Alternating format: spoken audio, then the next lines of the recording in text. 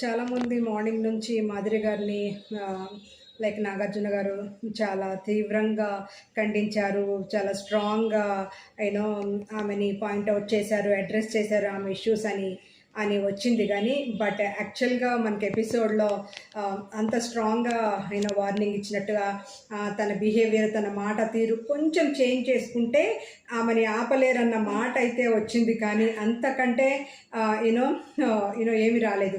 And like Sanjana గారు మాత్రం ఆమె డిజర్వింగ్ అని చెప్పారు.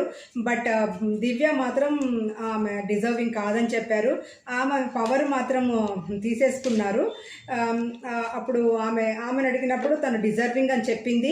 అండ్ అది ఒకళ్ళ ఓవర్ కాన్ఫిడెన్స్ ఏమో నాగార్జున సార్ అంటారు. అండ్ బట్ లైక్ సుమన్ శెట్టిని అడిగినప్పుడు అవును మాధురి గారిదే తప్పు, కళ్యాణ్ది తప్పు లేదు, చాలా మంచి కెప్టెన్సీ చేశాడు లాస్ట్ వీక్ అంతా అని చెప్పినప్పుడు అప్పుడు యాక్చువల్ చెప్పాలి అంటే ఆమె కూడా తను చెప్తుంది కళ్యాణ్ కొంచెం ఫేవరబుల్గా ఉన్నాడు అదంతా. అండ్ కొంచెం జాగ్రత్తగా ఉండమని అడ్వైజ్ ఇస్తారు.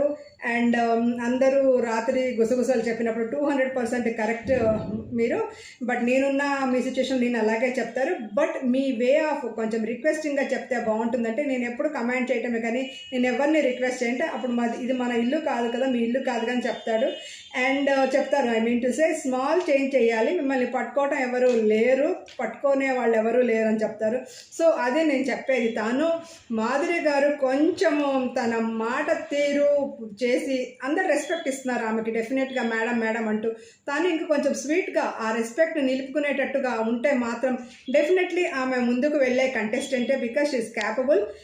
తను ఎవరిని లెక్క చేయదు, ఏ మాట అన్నా అడగటానికి అసలు సేఫ్గా ఆడాల్సిన అవసరం తనకు లేదన్నట్టు అనిపిస్తుంది, ఎవరికి ఫేవరబుల్గా ఉండదు.